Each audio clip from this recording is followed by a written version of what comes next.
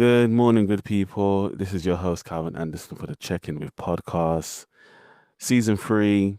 And I have an amazing guest with me today. What's so funny is we've had multiple chances to meet and stuff, and today it finally is. So I can't wait for you guys to hear her. She's amazing at a lot of things, but specifically what we're going to speak about today is going to be incredible.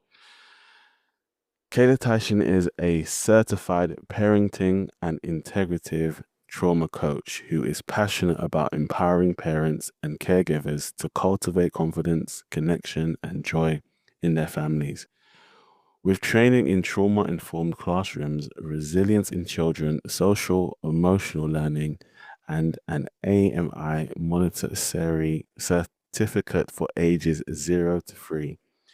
Kayla brings a holistic and research backed approach to her work. Her training in motivational interviewing, interpersonal neurobiology, and integrative trauma therapy allows her to guide parents with compassion and clarity through the complexities of parenting.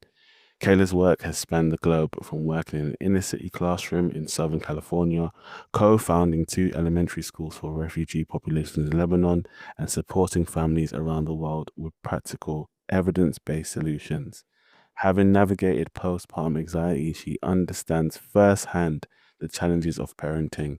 Her journey fuels her dedication to helping parents become aware of how their past experiences shape their present parenting and define and live their values and foster deep, secure relationships with their children. She equips families with the knowledge and tools to create a nurturing environment where children feel safe, understood, and empowered to thrive in today's world. Ladies and gentlemen, please give a thunderous applause for Kayla Tyson. Kayla, how are you? Thank you so much for having me, and I really appreciate your very kind words. I am doing great. I'm really excited to be able to chat with you finally. Yeah, amazing, amazing. Kayla, for the listeners, give us your journey into parent coaching. Why that specifically? Because I know there's multiple dimensions and avenues when it comes to coaching. Why parenting? Yeah, that's such a good question. I had a background in childcare and education. I was a live-in nanny throughout university and then worked in a classroom.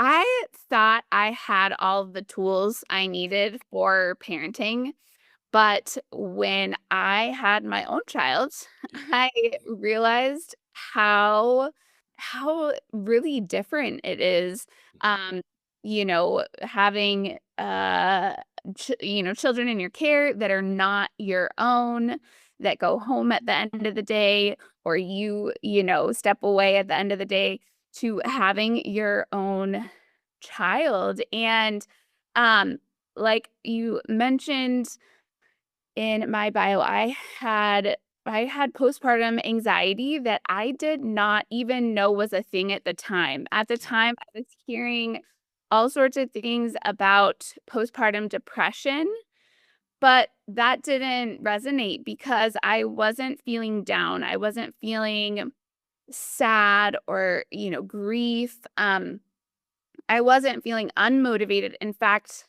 quite the opposite. Yeah. I was feeling very activated, very vigilant.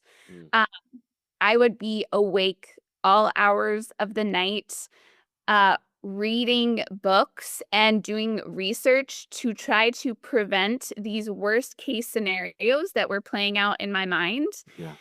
And so, it was very much this, um, like I said, this hyper vigilance, this, uh, like, extra hyper motivation, not sleeping and that kind of thing, but it definitely really impacted me and really impacted my mental health and just, um, living in that, hyper vigilant state, it definitely impacts your body. And so I was never, like I said, diagnosed with postpartum anxiety, but Yeah. several years later, um, was introduced to that term and what it meant, and I was like, "Oh my goodness, that was me." But one of the things, and I have, learned a lot of tools, to, uh, you know, to regulate my nervous system Yeah. and to bring down that anxiety. Um, but, one of the things that that anxiety did do was it led me to go deeper into child development, into parenting, into, some of these things that I might not have, gone into. And so, reading books led to taking courses, led to these different certifications. And so, I first started off sharing just my parenting journey on social media, and so many other parents were reaching out to me and asking questions and asking for help. And I just saw that there was this huge need for parent support and for parent coaching. Kayla, that's such a, I don't even know the words, to go through your own thing and then let that push you towards being able to now help other parents through your own journey and experience. Tell me, Kayla, if you don't mind, when did you know you were fully past the stage of postpartum anxiety? Like, how was that? Yeah, how did you feel, and what was that process like? Like, when did you know that, you know what, I'm through this thing now. I fully come over to the other side, if you don't mind me asking. Yeah, no, absolutely. That's a really good question. It's interesting because so my children are pretty close in age. I have two daughters right Yeah, now, and they're less than 2 years apart. So, when my first child turned one, I got pregnant with my second pretty soon after that. And so, I think that back to back can't, I think maybe as like my anxiety levels were slightly coming down after the birth of my first child, they like went back up a little bit, then with the birth of my second. yeah, But I would say I have really been on this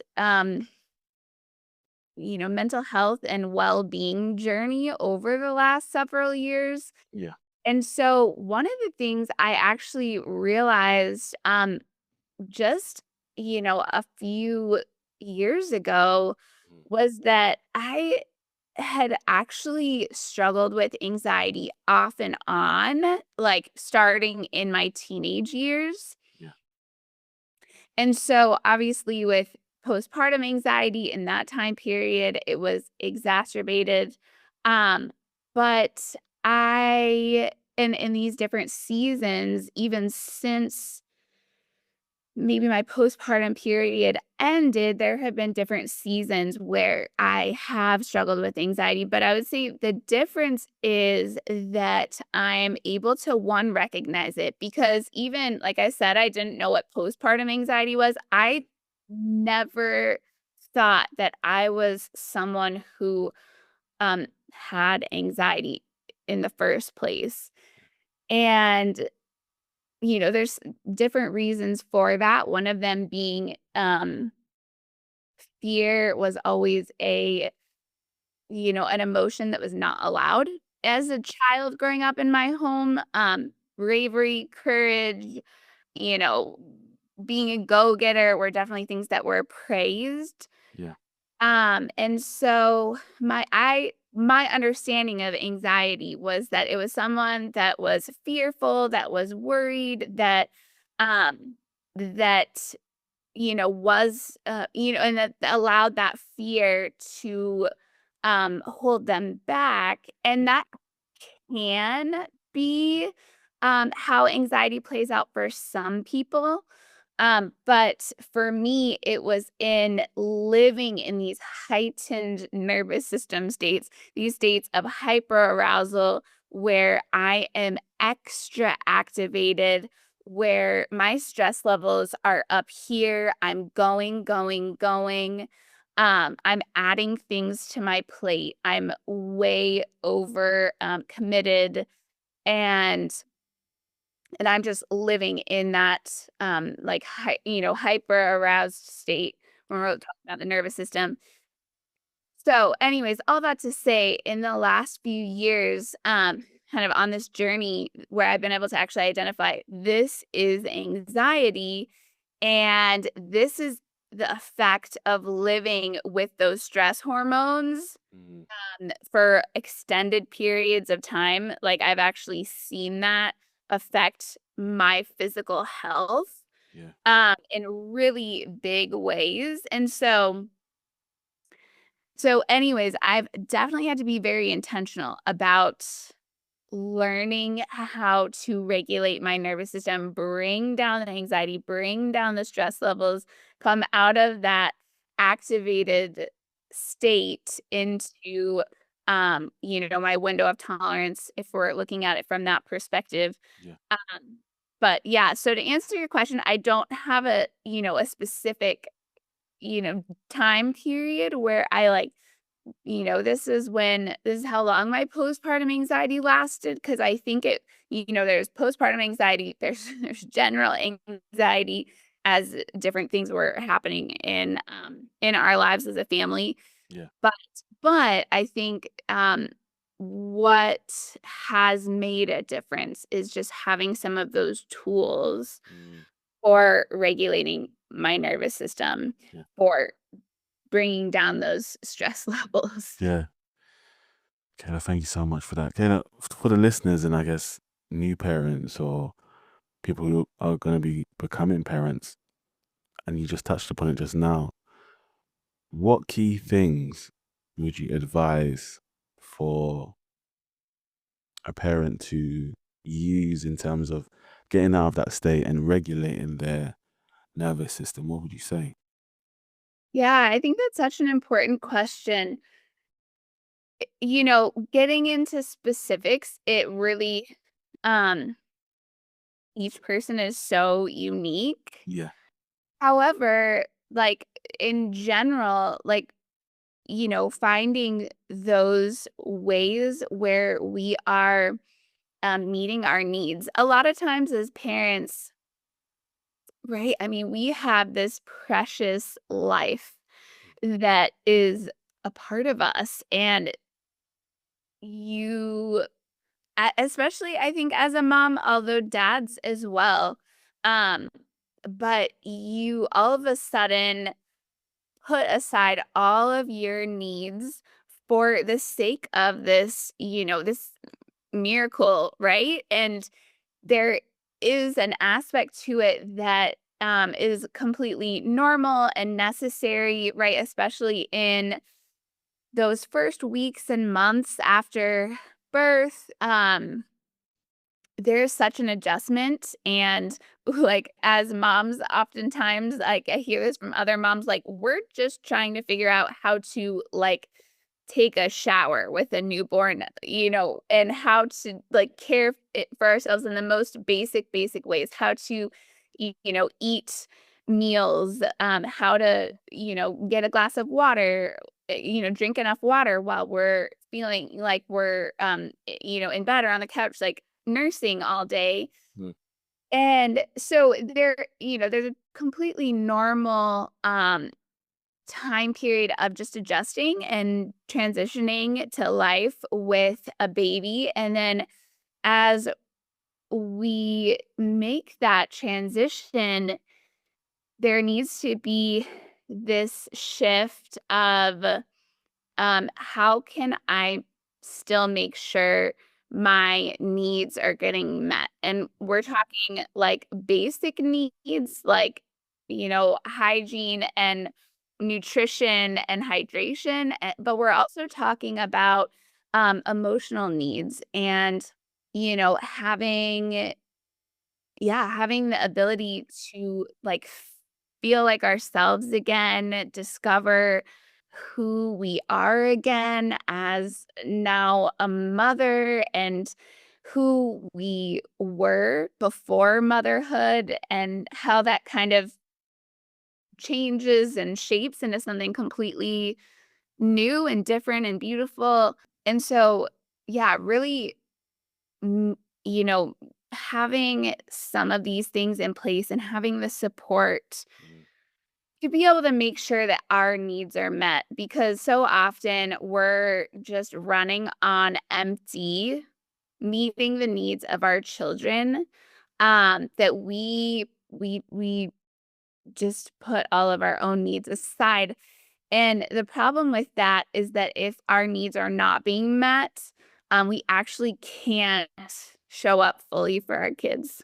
So it's so key to make sure that as a parent, we're okay, we're functioning in a good space and mentally, physically, so that we're able to now give our children the the goodness, the good parts, the healthy parts, the loving parts, and they can be nurtured through that. So no, that is so powerful.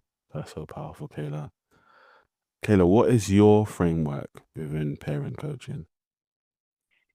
Yeah, it's such a great question because it really kind of brings this conversation full circle. Um, so I love these cognitive behavioral frameworks for coaching. This idea that in these moments of tension and conflict with our kids, right? Especially as our kids are entering the toddler years, Yeah. and beyond. It doesn't like it changes as they get older, but there's still these these moments of tension, of dysregulation, of and also of overreaction on our part. Yeah.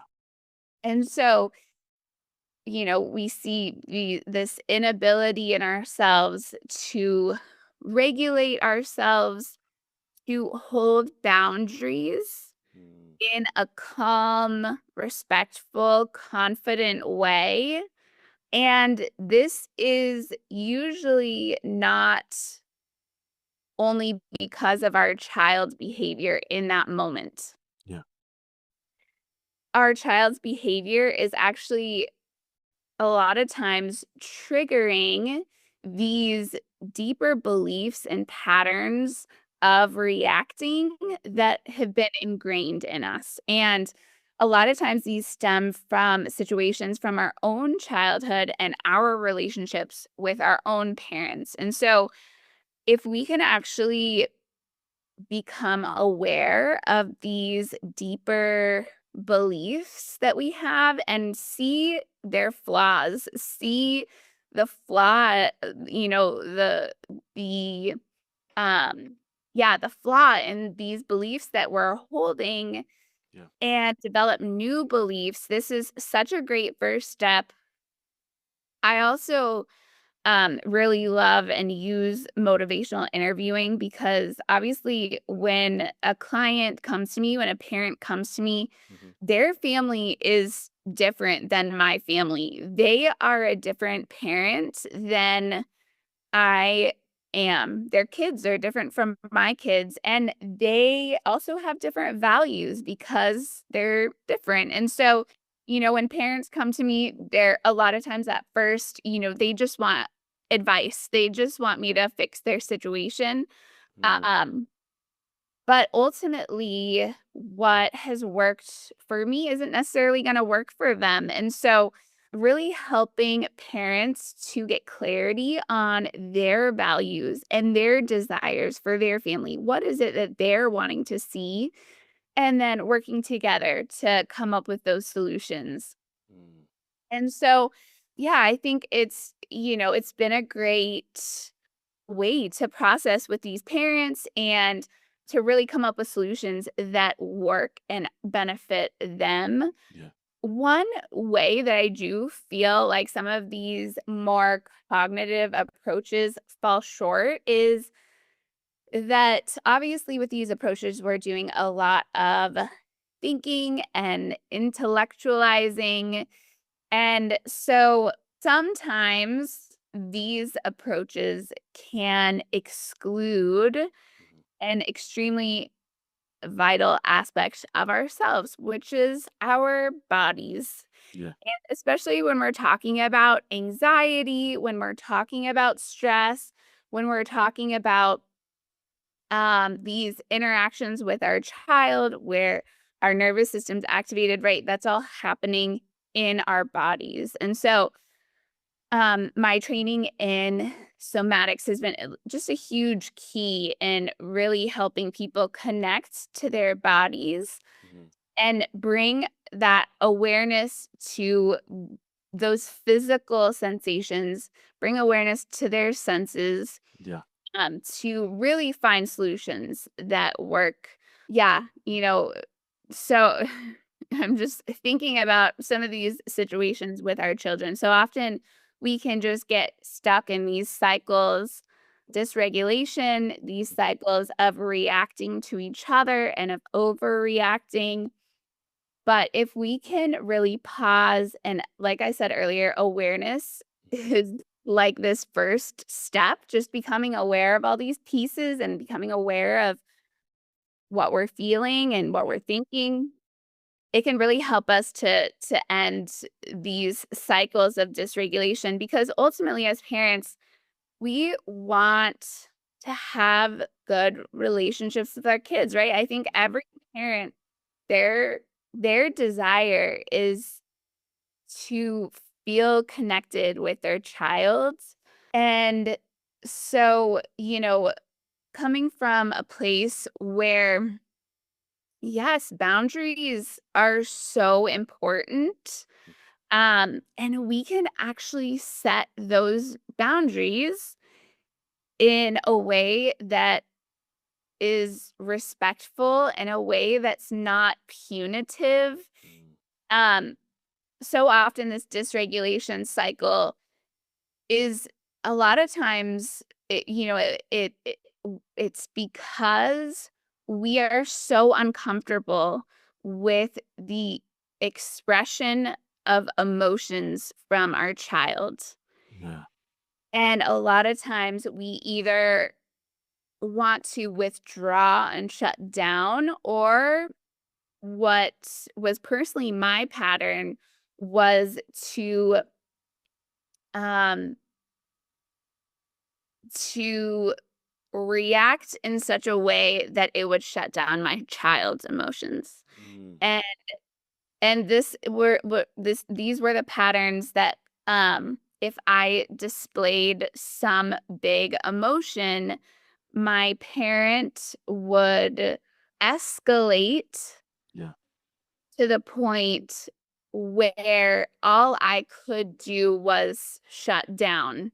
Mm. Um, and right, that causes a break in this relationship and connection that we want with a child. So, Yeah. really, when we can regulate our own nervous system, when we have these tools, um, our child can express big emotions, and it doesn't we can recognize Mhm. that it's triggering us, Yeah. and we don't have to allow it to dictate our reactions. We don't have to be held captive to,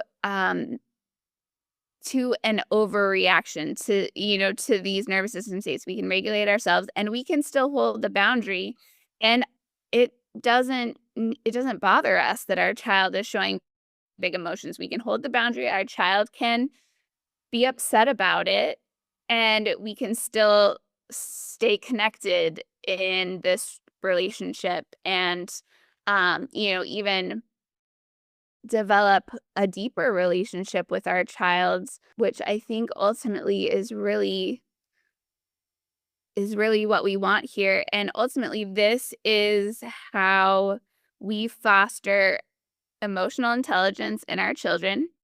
Mm. and resilience, so that when they come up against challenging things in their life, they actually have the resilience to overcome those challenges. So, Kayla, that's such a powerful answer. I love how you started with awareness being the very first key to opening that door. And once we're through the door, having those boundaries that are respectful.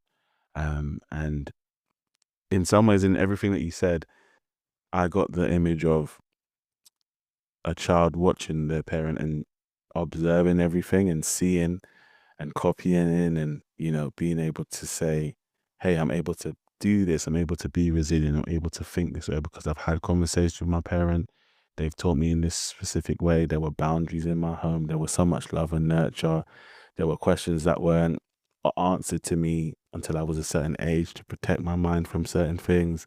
So I love the stages of your framework and how that plays into not only the parent feeling secure and being able to navigate parenthood, but also the building of the parent and child relationship from a tender age to teens to then being an adult. So I think that is so amazing. yeah. Yeah.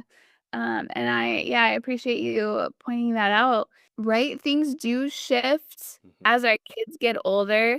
There are these, it feels like things are constantly shifting sometimes. We find like figure out what works and then all of a sudden it changes. But yeah, Yeah. doesn't our confidence is so important. Mm. Having this confidence in ourselves and in our parenting, in this relationship with our child, I feel like really is this key piece because a lot of times it's this uncertainty, this, wishy-washy and boundaries, not really sure how to, especially as we're getting activated, maybe we want to withdraw from, big emotions. That actually is what can really communicate this like lack of safety Yeah. to our child, that then actually just increases the behavior that we're maybe, you know, trying to set boundaries around in the first place. Hmm. So, yeah, that confidence piece is just so, so important. Amazing. Kayla, give me the importance of having a coach yourself. Yeah, I think this is so important. I personally have several professionals in my life, like Yeah. helping me and guiding me, right? There are all kinds of situations, right, where I really just appreciate being able to process with someone. And so I personally have a parent coach that I can go to and talk through, things that are coming up for me and my family. Yeah. Even other professionals that maybe aren't like quote unquote coaches, but having that support, right? Like I have a spiritual director for my spirituality. I have a therapist for my mental health that I will meet with in different seasons. Yeah.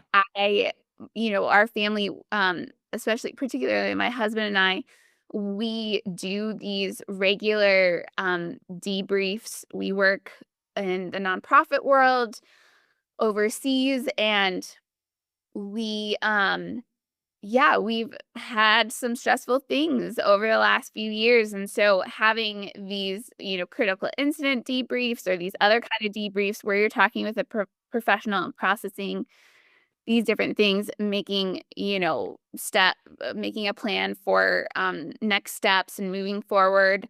Mm. Um, all of that is just so important. It's so important that we have support. One as parents, because obviously all these things, even if it's not particularly related to parenting, it still impacts our parenting. And so yeah, if we have stresses in these other areas in our lives, our children sense that. They come out in our parenting, they come out in these interactions with our children. So really just having support is so important. Having, whether it's hired support, like a, mental health professional or a coach, also having community, having people that you trust, that you can ask, for support when we need it. It's so, so important. Yeah. Okay, I love how you said you have several individuals that cover the different areas and aspects of your life. Where, most of the time you hear someone has over one or two. I guess for you, because you have or you're doing multiple things, these people keep you or they maintain where you are within the field or wherever you are in these different organizations and spaces. Has there ever come a time where you've had to speak to all seven people within a week, or has it just been over a duration of time? Or how have you? Yeah, how has that been? Yeah, that's a good question. There have been times where I've definitely needed more support, Mm. in certain seasons or certain weeks. We have been working in a country with some political instability, and so there was a lot of support needed. And yeah, it was like, okay, I need to take advantage of every single avenue. I need to do every single thing Yeah. I can to just survive. Hmm. And then obviously we were able to come through that situation and definitely work through those things. And but yeah, I I don't know if I have talked to all of them in the same week, but definitely having these people in place to be able to make appointments with. Like, there's some people that I just meet with Hmm. either weekly or monthly. Yeah. And then there's others that um I have worked with in the past, and when I need it, when am seeing those, red flags or just need for that extra support, I can go to them and make that appointment. And you kind of touched upon this before, but maybe you could um, break it down even more. Kayla, what are the benefits of coaching for parents? Yeah, there's such a huge benefit. I feel like parent coaching is relatively newer in the coaching world. At different points, I had some people look at me like, "What do you mean parent coach?" Like, but it's like we go to coaches for our businesses. We go to coaches for, these other things. Parenting is such a huge part of our lives when we have kids, and it's one of those things that doesn't we don't go home at the end of the day. Like, if we're a parent, we're on day or night, when our children need us. And so I think hiring a parent coach is really just, I think, yeah, I personally think, like, everyone should have a parent coach. Like, we all need support in our parenting, and we also don't have to be in crisis to hire a parent coach. A lot of times clients will come to me in times of crisis, Yeah. and yeah, I mean, there's never a bad time, if you are, in crisis, get the support that you need for sure. Um, but you can also just, hire a parent coach to yeah, just grow as a person and Yeah. as a parent. And if things are really great right now, like, you can, why not make them even better? So Yeah. I think yeah, really that having someone that's going to help you um look introspectively, having a coach that's gonna help you, see where your child is coming from and maybe give a little bit of that education as to what is going on for them developmentally. Mhm. Yeah, it can be so helpful for every parent. And as you have several, how many would you recommend someone has just as a basis? I know it depends on what they do as work and what their lifestyle is like, but how many do you think, or coaches or therapists, do you think a person should start with if they're looking to make life even better, as you mentioned? Yeah, I mean, I think, don't overwhelm yourself. Like, you don't have to like go to the extreme and try to do everything all at once, Mhm. because then, that can just be unsustainable, and really like growth and healing is just a process, right? Like, Mm. and in each season we're like uncovering one more layer of the onion, right? Like, and so not like, I don't think that,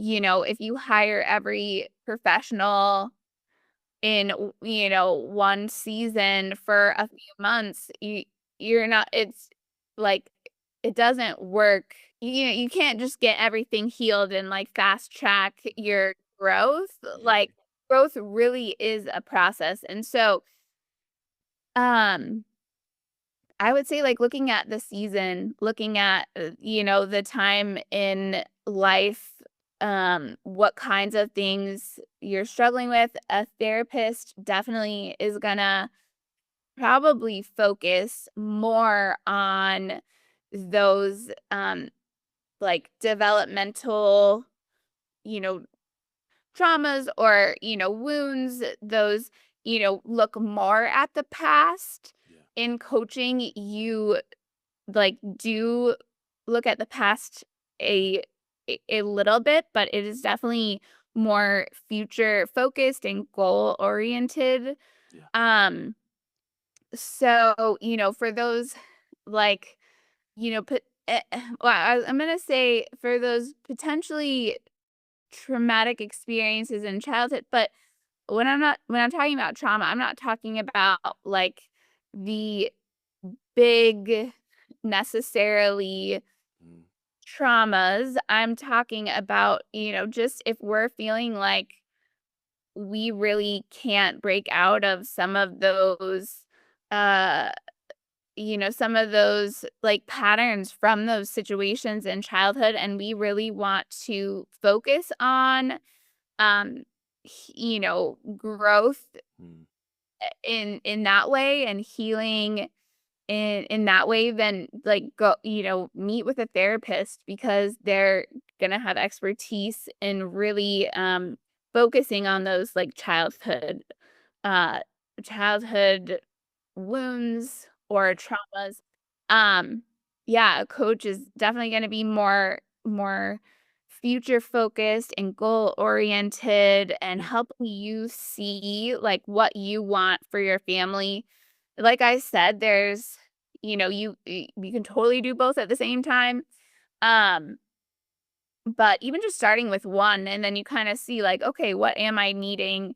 And, you can always um add another, or in one season you um hire one professional, and then 6 months later you're like, okay, I'm ready to do this other thing. So, yeah, I mean, I'm a huge advocate for therapy. There, I think we're coming out of a stigma around getting therapy. Like, that has definitely been a stigma. But I think we're breaking through that. But if you've never, seen a therapist, my advice would be give it a try. Like, it can only benefit you to have, yeah, just have this support, have these, professionals that are walking alongside of you and, just helping you grow and become even better. So Yeah. I love when you was talking about the benefits of coaching, and it brought me back to what you said earlier in terms of the cycles of dysregulation and having that awareness and, having those moments where there's a pause and kind of saying, you know what, I'm in a loop. I don't want to be in this loop anymore. How do I now venture out of it? And like you said, getting a therapist, having a coach, having these individuals who are trained to help you in the here and now, and those that are helping you for the future focus moments as well. So that's amazing. Speak to us now, Kayla, on terms of where do you see coaching for parents within the next 2 to 5 years? yeah, I do feel like, well, coaching in general, like I feel like there is all the market's honestly a bit oversaturated, and I do feel like parent coaching is kind of becoming that. Um, but I don't necessarily see that as a bad thing. I think that it's becoming normal to you know, hire that support to help you in a particular, area of your life. And my hope really is that parent coaching would become just so common and so available and accessible to anyone, where it's not sometimes these parent coaching programs are just so outrageously expensive and inaccessible to like the average person. And so I do hope that yeah, there's more parent coaches, more accessibility Mm. and support and education for parents.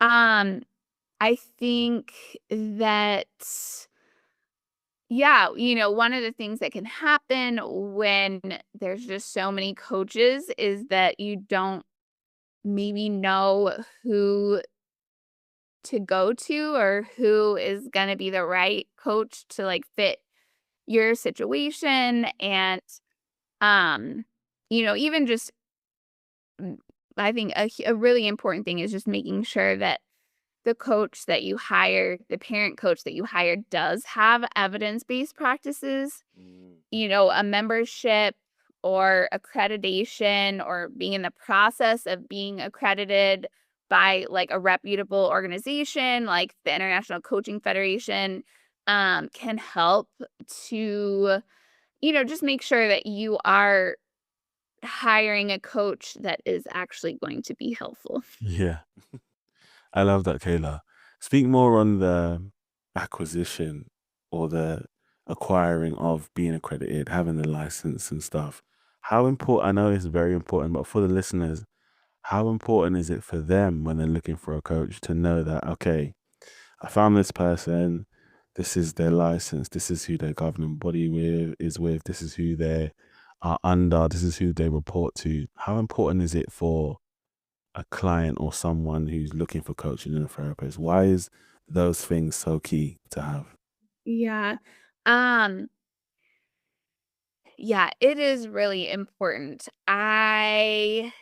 It's just important to make sure that the person that you're going to is being held to a standard. Yeah.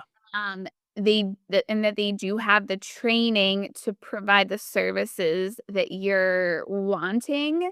Personally, have a family member who she has invested a lot in coaching, not parent coaching, Yeah. more in the business coaching and like personal life coaching Mm. realm.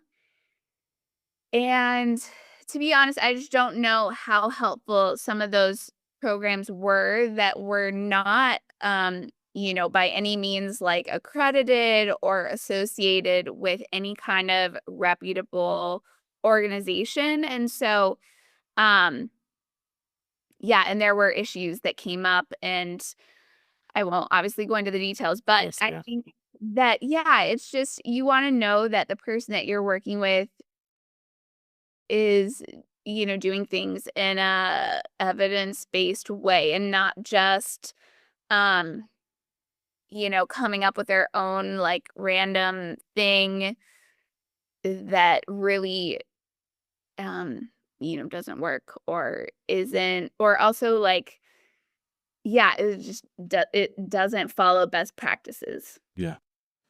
Kayla, if there's anything you could add to your field, what would it be and why? That's such a good question. I think, when we become parents, Mm. we can kind of have this, understanding that, like, doing the right thing in these different moments and situations will just be second nature. But a lot of times, like we've talked about, because of these past experiences in our own childhoods, um, we either, don't know what to do in these situations, or we end up reacting and, going to, um, punitive parenting. And so I think that for parents, really having this understanding of the nervous system and how that affects our well-being and our everyday lives, but particularly, um, comes out in parenting a lot, or has such a huge role in our parenting. Mm. There's so much stress on us as parents today. So many different perspectives, an abundance of information on social media of the right way to parent. So many, like, one size fits all, do this, this, and this. And then also, like, just so much pressure to overschedule for our kids to be involved in every activity.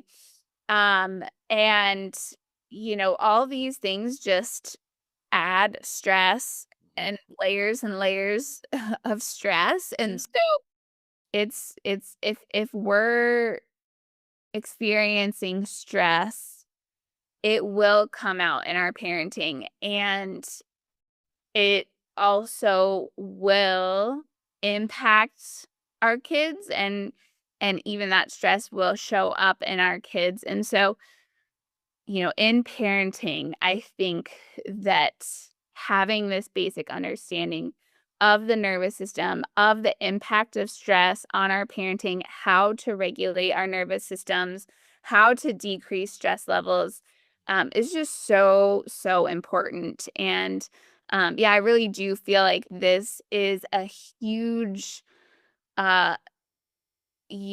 huge topic, or just understanding that needs to be more available for every parent. I love to, I'm looking forward to seeing your journey within the field, Kayla, and what you bring to us and the change, the great change that you're going to make. Kayla, do you mind before you go, if I could throw some fun, rapid questions at you before you leave? Oh boy, okay, sure.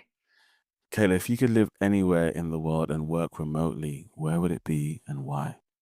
Well, I do work remotely, and currently am living in Amman, Jordan. Wow. Um, and honestly, this is, yeah, we were living in Beirut, Mm. Lebanon, and that was where we, chose to live.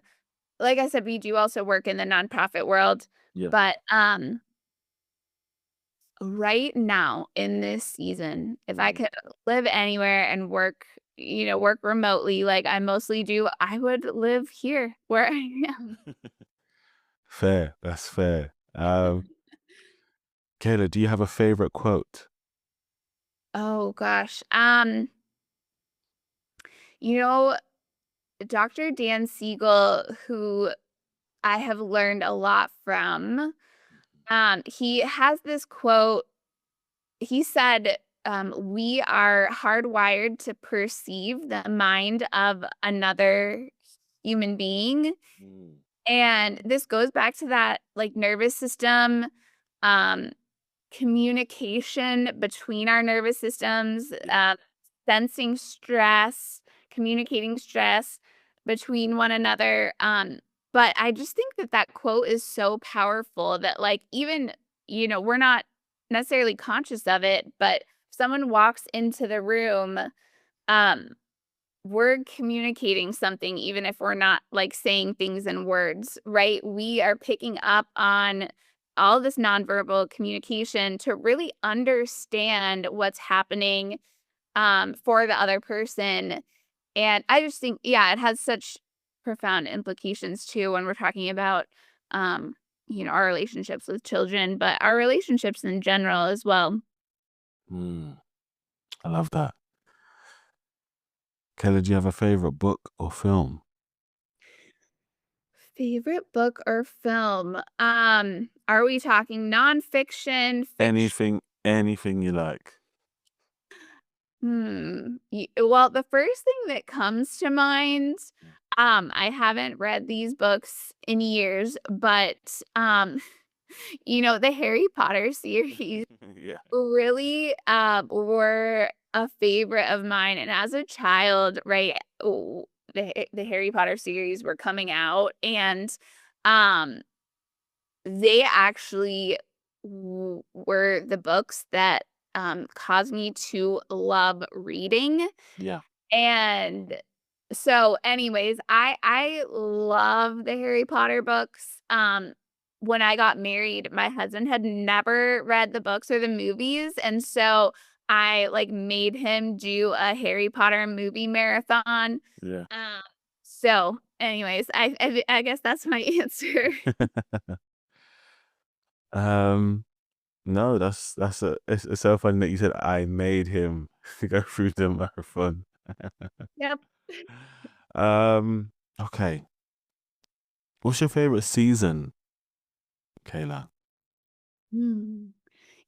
I really love winter. Mm. Um, I love, like, being cozy and bundling up but even just, like, being outside in the rain or snow. Um,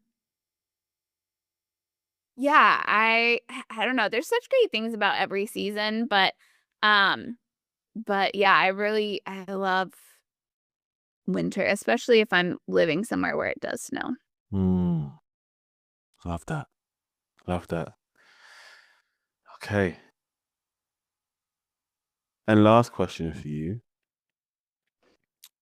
If you wasn't a parent coach, what would you be and why? No, that's a very good question. Hmm. If I wasn't a parent coach, man, I really feel like this is, like, exactly what I want to be doing right now. Yeah. But I guess my answer would be the other thing that I do and have been doing for the last several years. I really, in my early 20s, was really impacted by, just the vulnerability that, refugees often experience coming out of traumatic situations, Yeah. and environments, and so, um providing that support and care and also like super practical next steps for families coming out of those kinds of experiences is something that's always been like on my heart and that yeah something and you know what I've also been doing the last several years the last, like, 7 years or so, I helped co-found 2, elementary schools in refugee communities in Lebanon, and so, yeah, that was just super, impactful for me, to feel like there was, like, some small way to make a difference in a practical way. One, bringing education to communities that did not have access to education, and then also providing job opportunities and professional development for teachers was just really, I guess, life-giving in that season. So yeah, I think that's my answer. Amazing, amazing. Kayla, someone's heard you today and they want to reach out and they want to speak to you and, they have questions. What would be the best way for them to reach out to you? Yeah, so I am available on Instagram at Your Conscious Parent Coach. Also, my website is another really great way to get in touch with me and learn about my online course and also one-on-one and group coaching. My website is www.yourconsciousparentcoach.com. Amazing. I will make sure to put all those links in the bio once your episode is published. But Kayla, I just wish and pray just continual success for you in everything that you do. And I'm looking forward to the next podcast because this won't be the last time we hear from you. Ladies and gentlemen, I have been your host, Calvin Anderson. We have had the impeccable Kayla Tychsen with us today. Have a lovely week. Speak soon. Take care. God bless. Thanks so much.